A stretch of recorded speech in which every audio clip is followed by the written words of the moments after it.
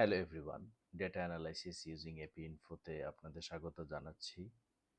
আজকের এপিসোডে আমরা দেখব কিভাবে অ্যানালাইসিস অফ ভ্যারিয়েন্স বা অ্যানোভা করতে হয় এবং তার non parametric alternative Kruskal Wallis টেস্টগুলো করতে হয়। সো আমরা এপি ইনফোতে চলে গেলাম।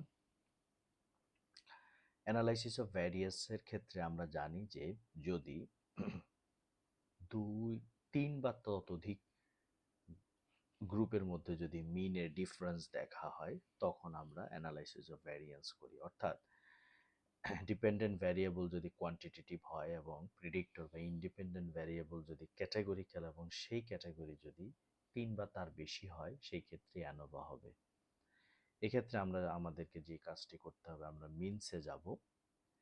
সো আমরা দেখতে চাচ্ছি যে ফর এক্সাম্পল আমার আউটকাম ভ্যারিয়েবল কোয়ান্টিটেটিভ হতে হবে। সো আমরা দেখতে চাচ্ছি যে মানুষের গ্লুকোজ লেভেল এটি ইন্ডিপেন্ডেন্ট একটি ক্যাটাগরিক্যাল ভ্যারিয়েবল।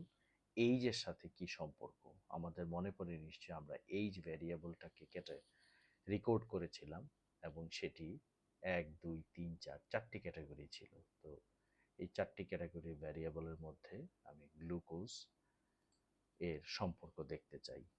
সেই ক্ষেত্রে সিম্পলি এইজ ভ্যারিয়েবলকে সিলেক্ট করব এবং ওকে ক্লিক করব।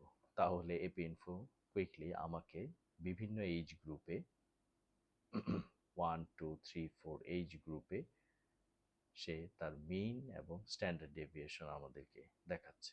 একই সাথে একটু নিচে স্ক্রল করলে আমরা দেখতে পাবো সে অ্যানালাইসিস অফ ভ্যারিয়েন্সের রেজাল্ট দিচ্ছে।